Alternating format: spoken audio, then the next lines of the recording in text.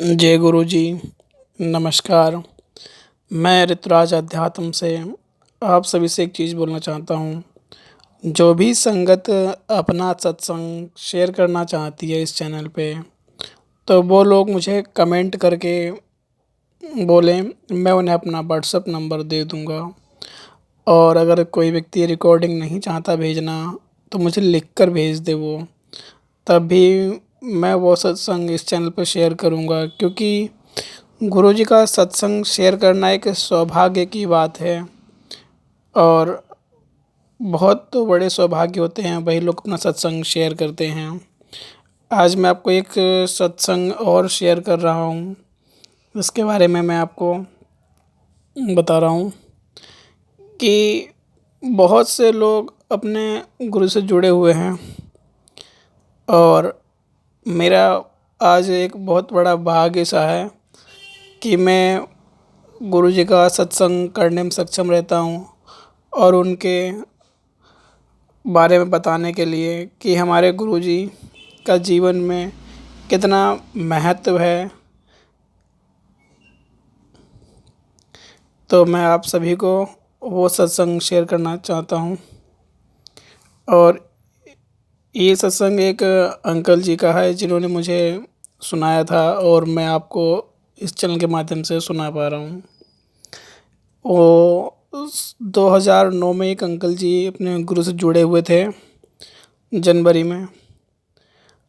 तो लोग उन्हें बहुत अधिक करें बुला रहे थे सत्संग में आने के लिए। जो आसपास लोग सत्संग करते थे, वो उन्हें बुलाते थे, और लोगों ने उन्हें बहुत कई एक बार बुलाया, लेकिन जा नहीं पा रहे थे। और बल्कि गुरुजी उन्हें पहले से ही बुला रहे थे। तो उन्हें ये पता था कि ये गुरुजी छतरपुर वाले हैं, और वहाँ पर जाना है, और वहाँ जाके बस सत्संग में आपने उन पर विश्वास करना है, और उनके बारे में, और वहाँ कुछ करना नहीं था, उन्हें जानकारी थी। और वो अंकल जी बहुत परेशान थे अपनी लाइफ में। तो वो इतने परेशान थे कि जो व्यक्ति उन्हें जो भी कुछ बता देता था, वो सब चीज़ें बताने में सक्षम रहते थे। जैसे किसी ने कहा साईं मंदिर, जहाँ भी जाना था उन्हें वहाँ वो जाते थे, लेकिन वो परेशान थे। पर एक पास में आंटी ने सत्संग किया, और उन्होंने बुलाया। उन्होंने कहा कि एक बार आप कैसे भी करके गुरु जी के आश्रम में चलो। तो जो उन्होंने देखा बहुत ज़्यादा, और वो लैपटॉप पे कुछ भजन वगैरह सुन रहे थे, और उन्होंने मतलब गुरु जी का हम सर्च किया लैपटॉप के ऊपर। तो नेट पे देखा उन्होंने कि जैसे उन्होंने लैपटॉप खोला, तो उन्हें वो गुरु जी का ही भजन दिखाई पड़ा, जो वो सर्च कर रहे थे यूट्यूब पर। और उन्हें तब उन्हें एक ऐसा आभास सा हुआ कि जैसे उन्हें कोई बुला सा रहा हो। और वह अपना देखते हुए उनके मन में एक मन से एक आवाज़ सी उठी, अंकल जी ने बताया मुझे। और फिर उन्होंने कहा कि क्यों ना एक बार हम गुरु जी के यहाँ चलना चाहिए। और वह फिर एक दिन निकल पड़े। और जब वो घर से निकले, तो अकेले पड़े थे, तो उनको रास्ता नहीं मालूम। तब पास में एक संगत जी जा रहे थे, तो उन्होंने उनसे जय गुरु जी, उनके गाड़ी पे लिखा हुआ था, जैसे आप जानते हो संगत पे लिखा होता है। तो उन्होंने कहा गुरु जी, अंकल जी। तो अंकल जी ने कहा आओ। और वो अंकल जी साथ में बैठ के वो वहाँ दरबार में पहुँच गए।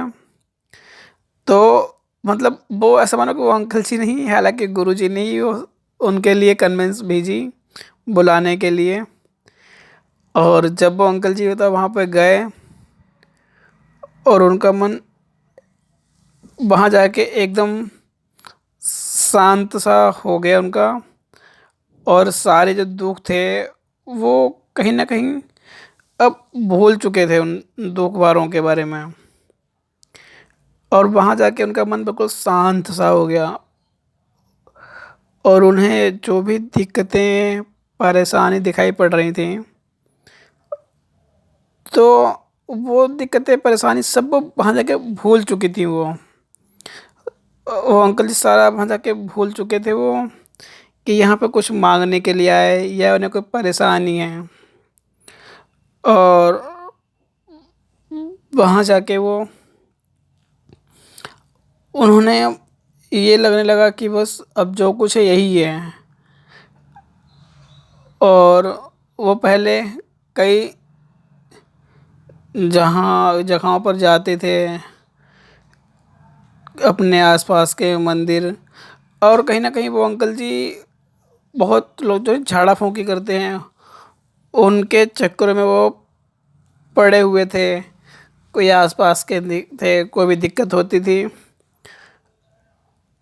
और वो वहीं जो झाड़ा फूंकी लोग करते थे गली मोहल्ले में उनके पास जाते थे। लेकिन जब वो गुरु जी के पास फर्स्ट टाइम गए, तो वहाँ से जाके उन्हें लगा कि अब बस जो कुछ है गुरु जी ही हैं, कि हम कहाँ भटक रहे थे। और फिर जैसे ही कुछ समय के लिए जब वो गुरु जी के पास जाते रहे, तब फिर वो इन सब चक्रों से दूर हटते गए, जो ये लोग झाड़ा फूंकी करते रहते हैं और झाड़ा फूंकी के नाम पर लोगों से जो पैसे लेते हैं। वो अंकल जी कह रहे जब भी फिर वहाँ से वो आने वाले मन विचलित होता था, तब वो गुरु जी के बारे में ही सोचते रहते थे। और जब भी फ्री टाइम पे वो लैपटॉप पे वो गुरु जी के बारे में पढ़ते रहते थे और खोज, और जहाँ पर भी वो गए और उन्होंने गुरु जी की उस बातें करी, और फिर वो गली मोहल्लों में ना जाके इन सब चीज़ों से बहुत दूर अंकल जी कह रहे कि हो चुका था मैं। क्योंकि जब भी हम जाते हैं वो कहता आज इसका चक्कर हो गया, उसका चक्कर, इससे परेशान वो परेशानी। क्योंकि बीमारी भी दिक्कतें घर में रहती थी अंकल जी के। तो जब वो गुरु जी के यहाँ गए, तो वो कहीं ना कहीं सब दिक्कतें फिर दूर होने लगीं, और वो जहाँ भी बैठते बस गुरु जी की ही चर्चा करते रहते थे। और फिर उन्होंने सत्संग का नियम लिया। वो महीने में हर संडे घर में सत्संग करने लगे। और फिर कहीं ना कहीं उन्होंने एक नियम ले लिया कि मुझे महीने में हर संडे जाना जाना है मंडे को, क्योंकि मंडे को ही गुरु जी का दरबार। और फिर वो जाने लगे जब, तब उन्होंने कई बार उन्हें अकेले पे सोचा कि क्यों ना हम फैमिली को लेकर चलें सभी को। और फिर वो फैमिली को लेकर चलने लगे। जब वो गुरु जी के पास में जाके वो सत्संग के लिए, और जब वो वहाँ पर गए वो, तो उन्होंने बताया कि कई बार लोग ब्रेसलेट और गुरुजी के लॉकेट उपलब्ध थे, लेकिन वो जब उस चीज़ में जाना चाह रहे थे तब वहाँ साइलेंट रहना पड़ता था। तब उन्होंने फिर एक अंकल से पूछा कि ये ब्लेसिंग गिफ्ट्स कहाँ मिलेंगे, तो उन्होंने कहा कि आपको मिलेगा, आप यहाँ बैठे रहो। और उन्होंने बताया कि सत्संग शेयर कर रहे थे बाहर बैठे हुए लोग, तभी उन्होंने किसी अंकल से पूछा कि मुझे लॉकेट चाहिए। तो वो अंकल जी ने कहा यहाँ सब गुरुजी देंगे आपको, और यहाँ साइलेंट बैठो। फिर वो अंकल जी वहाँ बैठ गए, और एक अंकल जी वहाँ पे आए और उनके हाथ पे एक लॉकेट रख के मुट्ठी बंद कर दी, बस। और वो गुरुजी का लॉकेट वो अंकल जी आज भी अपने गले में धारण किए हुए हैं। और लॉकेट धारण करने के बाद में उन्हें बस धीमे धीमे वो सब दिक्कतें चेंजेस होने लगी। और गुरुजी का लॉकेट गले में डालने के बाद में वो अंकल जी कह रहे हैं कि अब वो अंकल जी बताते हैं कि जब लॉकेट गले में डाल लिया उसके बाद ऐसा लगा कि धीमे धीमे जितनी दिक्कतें थीं वो सब दूर होती जा रही थी। क्योंकि अब धीमे धीमे घर की स्थिति भी सुधरने लगी थी। जो कल तक लोग परेशान हो रहे थे और कहीं ना कहीं ज़िंदगी में बहुत उनकी उथल पुथल थी। कहीं कोई बीमारी से परेशान, एक तो काम धाम नहीं था, ऊपर से परेशानी घर में बीमारी के कारण और थी, पैसे की भी तंगी हो रही थी। और इन सब चीज़ों के लिए वो वहाँ जाते थे। जो लोग ये जादू टोना करते रहते हैं तब वहाँ वो बताते कि तेरे पे ये है। और जब उन्होंने लॉकेट गले में अपना धारण किया तब धीमे धीमे अंकल जी का जो शरीर था वो बीमारियों से दूर होने लगा था। फिर उन्होंने एक चॉइस बनाई कि क्यों ना हम धीमे धीमे घर के सभी लोगों को गुरु से जोड़ा जाए। पर उनके जो घर में जो और मेंबर्स थे वो कई लोग ऐसे ही बोलते थे कि ये गुरु उरु कुछ नहीं होते और भगवान सब करेगा। वो देखो उस पे तो ये दिखाई पड़ते, उसे वो दिखाई पड़ते हैं। क्योंकि जो घर में भूत प्रेत तो ये झाड़ा फूँकी काम चलता था, ये उनका बहुत पुराना और कहीं ना कहीं घर के लोगों को विश्वास भी था उनके ऊपर। लेकिन फिर वो अंकल जी ने धीमे धीमे अपनी वाइफ को लेके गए और वाइफ के बाद फिर बच्चे। तो स्थिति भी संभलती गई और ये जो झाड़ा फूँकी का सिस्टम था, ग्रह कहीं कुछ बता देता। जैसे कभी किसी बच्चे की तबीयत खराब हुई तब वो जाते, डॉक्टर से पहले इनका इतना विश्वास था इन तांत्रिक लोगों पर कि वो कोई बीमारी होती थी, बताते हैं अंकल जी, कि वो डॉक्टर के पास ना जाकर वो पहले वही झाड़ा फूँकी वाले पे जाते थे। क्योंकि अंकल जी कहते हैं कि जब विश्वास हो जाता है तो फिर कुछ ज़्यादा ही, जैसे किसी को बुखार आ गया उसके पास गए, उसने कहा नज़र लग गई, पेट में दर्द हुआ तो पहले उसके बाद से वो कहता कि ये चौराहे पे ना गया, अब ये करो, अब ये करो, अब ये करो, फिर इलाज कराओ। लेकिन जब गुरुजी से वो जुड़ गए तब फिर वो इन सब चीज़ों से काफ़ी ज़्यादा अलग हो रहे थे झाड़ा फूँकी से। और उन्हें लगा कि ये नहीं, अब तक जितनी भी ज़िंदगी मैंने गँवा दी सब व्यर्थ के चली गई। क्योंकि साक्षात भगवान यहाँ पर हैं और हम ये गली नुक्कड़ वाले के पास भटक रहे थे जो झाड़ा फूँकी का काम धाम करते हैं। और वो सब तो केवल उनको लूट ही रहे थे। एक तो वैसे भी दिक्कत थी घर में पैसे की, क्योंकि काम धाम नहीं था। और ऊपर से ये लोग भी जब भी जाते इसकी पूजा कराओ, उसकी पूजा कराओ, और वो करा करा के ये करो वो करो चीज़ें बोलते रहते थे। तो फिर जब अंकल जी गुरु से जुड़ने लगे तो वहाँ पे तो बस कुछ देना था ही नहीं, गुरु जी सब दे ही रहे थे। और अब वो अंकल जी कहते कि अब सब कुछ उनके पास हो चुका है। उनकी लड़की का एक बार एडमिशन नहीं हो पा रहा था, तब वो गुरुजी के पास गए और उन्होंने कहा अपनी बेटी से कि गुरुजी के पैर छुओ। तब जब गुरुजी के उन्होंने चरण स्पर्श किए उसके बाद में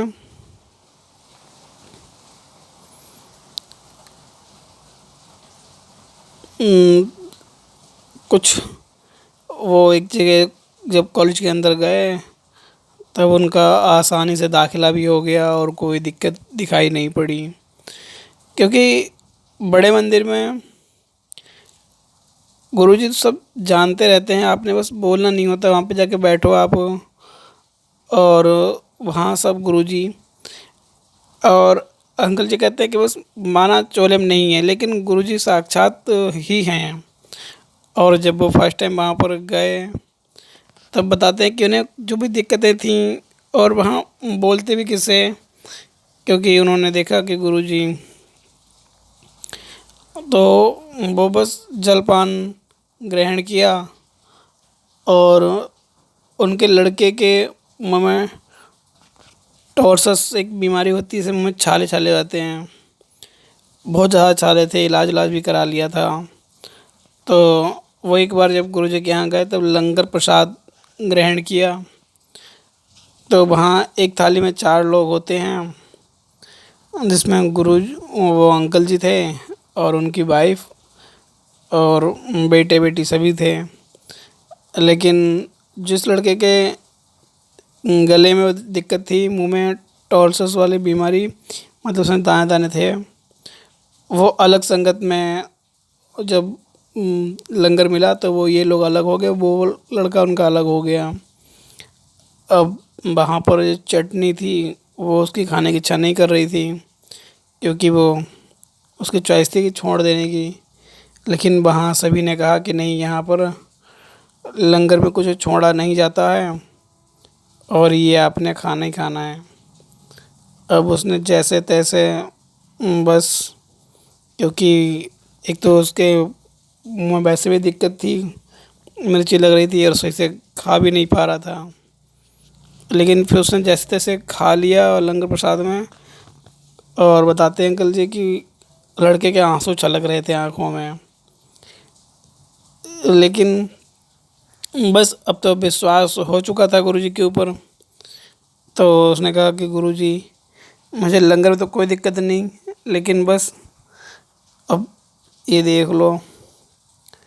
फिर जब वो अपने घर पे आया शाम, तो सुबह देखा तो सारे के सारे छाले मुँह से एकदम गायब थे। जो बहुत पुरानी सी बीमारी हो रही थी, दवाई ले रहे थे और फ़ायदा नहीं हो पा रहा था। कई बार डॉक्टर कहते हैं कि पेट में एक्सिडिटी बन रही है उसके लिए, और जो उल्टा सीधा खाते हो उस चीज़ के बारे में सब डॉक्टर्स बता रहे थे। लेकिन जब लंगर में चटनी जब उन्होंने ग्रहण करी, प्रसाद चटनी प्रसाद लिया जब, तो वो उसके बाद में वो सब मतलब सुबह देखा तो एक भी दाना नहीं था उनके मुंह के अंदर, और कोई भी दिक्कत नहीं लग रही थी। तब उन्होंने और विश्वास जागा, और तब से अब गुरुजी के पास, मतलब उन्होंने ऑफिस में, घर पे, हर जगह गुरुजी की स्वरूप रख रखे हैं। और उनकी लड़की ने एक ब्रेसलेट देखा था, जो गुरुजी का हाथ में गए, हाथ के लिए। और उन्हें वो मिल नहीं पा रहा था। तब वहाँ वो संगत में उन्होंने एक से सोचा कि कैसे भी, तब उन्हें बाहर एक अंकल जी ने बताया कि वहाँ जाओ आप, वहाँ मिल जाएगा एक साइड में, जहाँ पे गुरुजी की ब्लेसिंग्स मिलती हैं। तो उसकी चॉइस ब्रेसलेट की ही थी, और जब वो मंडे गई तो उसे ब्रेसलेट ही मिला। और ब्रेसलेट मिलने के बाद में उसकी जो पढ़ाई में लड़की काफ़ी ज़्यादा बहुत कमज़ोर थी, अब वो काफ़ी हद तक एक पढ़ाई में काफ़ी सुधर सुधर गई थी। क्योंकि जो भी एग्ज़ाम्स होते थे, तब वो कहते थे कि उस हाथ में दर्द होने लगता था, लेकिन जब गुरुजी का ब्रेसलेट उनके हाथ में था, तो अब उसे कोई दिक्कत दिखाई नहीं पड़ रही थी। और अच्छी परसेंटेज भी लड़की की आ गई, और अंकल जी का भी काम धाम अब धीमे धीमे, अब अंकल जी के पास में खुद की कन्वेंस भी है, और मकान भी है। तो अब बताते हैं कि जब उनने पहले गाड़ी ली थी अल्टो, तो वो गाड़ी मतलब थोड़ी ओल्ड थी, चलती थी कभी कभार ऑफ हो जाती थी, तो बहुत सी दिक्कतें। वो एक बार फुल फैमिली जब सत्संग गुरुजी के मंदिर गए, तो उन्होंने वो गुरुजी का लॉकेट मिला गाड़ी में टांगने के लिए। तब उन्होंने कहा ठीक है गुरुजी, अब आप बैठो हमारी गाड़ी में और आप जानोगे कि अब कितनी दिक्कतें हो रही मुझे इस गाड़ी से। क्योंकि अब तक तो मैं बैठता था, अब देखता था, और अब आप बैठोगे तो आप भी अब दिक्कतें दिखाई पड़ेंगी। गाड़ी में जो दिक्कत थी वो तो थी, क्योंकि गाड़ी पुरानी हो चुकी थी। जब उन्होंने गुरुजी का वो लॉकेट टांगा तो महज 2-3 महीने के अंदर ही वो बताते हैं अंकल जी, उनके पास बिल्कुल भी पैसे नहीं थे, लेकिन बस उनका एक बार मन हुआ कि क्यों ना गाड़ी चेंज की जाए, और वो कहीं से भी कोई इंतजाम नहीं था बैलेंस का, और वो ऑफिस से आ रहे थे अपने, और उन्होंने क्या किया, एजेंसी पे गाड़ी लेके गए और उन्होंने गाड़ी लगा दी। वहाँ लोगों ने गाड़ी देखी, बोला ठीक है, और उन्होंने गाड़ी के सही प्राइस भी लगाए हुए। तो उन्होंने कहा ठीक है। उन्होंने अपना वो लॉकेट निकाल किया गुरुजी का और न्यू गाड़ी में लगा लिया, और अब कोई दिक्कत भी नहीं। अब उनकी पूरी फैमिली जब भी कहीं बाहर जाती है तब उन्होंने ऐसे मंदिर बनाया हुआ है कि पहली नज़र जाने वाले की भी और आने वाले की भी गुरुजी पर ही पड़ती है। तो अब सभी लोग, मतलब गुरुजी के सभी लोग क्या है, सभी लोग एक परिवार का हिस्सा ही हैं गुरुजी के। और अब उनके गुरुजी उनके भी हिस्से पर परिवार के हिस्से हो चुके थे। तब चाहे घर में कोई किसी और को कुछ बताए या ना बताए, लेकिन जो भी व्यक्ति बाहर जाता है और आता है तो वो सभी लोग गुरु जब जाएंगे तब कहेंगे चलो गुरुजी, हमें आज वहाँ चलना है। और जब वापसी आते हैं तब कहते हैं आओ गुरुजी अब बैठो। और जो भी बाहर की घटनाएं घटती हैं, चाहे अच्छी या सही या गलत, वो सभी लोग शाम को बैठ के गुरुजी के सम्मुख और अपनी अपनी बातों की चर्चा गुरुजी के सामने करते हैं कि आज मेरे साथ क्या हुआ और कैसे हुआ, सब चीज़ों के मतलब दिन अच्छा गया बुरा गया। क्योंकि उनका भी ये मानना है कि गुरुजी जानते सब कुछ हैं, लेकिन हम बताकर अपना मन हल्का कर लेते हैं। क्योंकि जब तक आप बातों के मन के अंदर रखोगे अपने, तब तक आपका मन हल्का नहीं हो सकता। और वो अपनी बातों को कह के और बस अपना मन हल्का कर लेते हैं।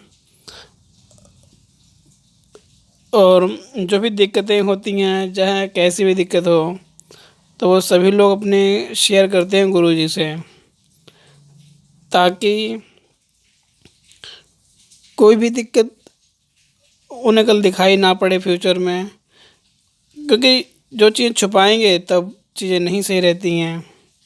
तो इसीलिए वो लोग कोई चीज़ भी छुपानी अब नहीं चाहते हैं, और बस गुरुजी से ही सब चीज़ें बोलते रहते हैं। और ये संगत में हर एक में होना चाहिए कि छुपाना किससे और क्यों छुपाना। अगर आप गुरु से चीज़ छुपाओगे तो ऐसे ऐसे कैसे नहीं हो पाएगा। और यही अंकल जी का सत्संग था। और आगे जो भी लोग अपना सत्संग शेयर करना चाहते हैं मुझे केवल कमेंट ज़रूर करें, मैं अपना व्हाट्सअप नंबर दे दूँगा। बस आपने गुरु से जुड़ना है। जुड़ने के बाद में गुरुजी सब दिक्कतों को दूर कर देते हैं। और अंकल जी ने कहा कि अब तो विश्वास भी और कई लोगों को जोड़ भी चुके हैं वो। अब पूरी फैमिली हर संडे या मंडे को गुरुजी के दरबार जाती है, और पूरी फैमिली अब गुरुजी के लिए, मतलब अब वो कहते हैं कि गुरुजी हमारे मेंबर्स, घर के मेंबर ही हो चुके हैं। तो इसलिए अब उन्हें कोई दिक्कत नहीं दिखाई पड़ती, और वो बस अब जो भी दिक्कतें होती हैं वो कहीं और ना जाके बस सीधे से गुरुजी से ही बोलते हैं। वो कहते हैं कि गुरुजी हैं तो मैं बाहर क्यों इधर उधर जाके भटकूं मैं अपना, और मैं गुरुजी को ही सब कुछ बताऊं। क्योंकि चीज़ें वहाँ बताना बेहतर है जहाँ कोई निवारण हो सके। वहाँ बताना बेहतर नहीं है जहाँ पर कोई निवारण दिखाई ही ना पड़े।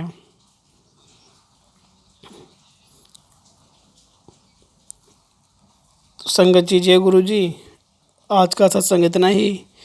और बाकी आप अपना सत्संग शेयर करना चाहो तो मुझे चाहे मैं व्हाट्सअप नंबर दे दूँगा, आप चाहे मुझे लिख कर भेज दो, चाहे ऑडियो, जैसा भी आपको सही लगे। बस क्योंकि गुरुजी का सत्संग करना हमारे लिए क्या है कि लोग जो जुड़ना चाहते हैं, जिनको नहीं मालूम गुरुजी के बारे में, तब मैं चाहता हूँ कि अत्यधिक लोग हमारे गुरुजी के बारे में जान सकें। इसलिए मैं सत्संग और भजन शेयर करता रहता हूँ। ये अंकल जी ने सत्संग बताया तो मैंने सोचा कि क्यों ना अपनी संगत के साथ में शेयर करना चाहिए हमें गुरुजी का सत्संग। जय गुरु जी की।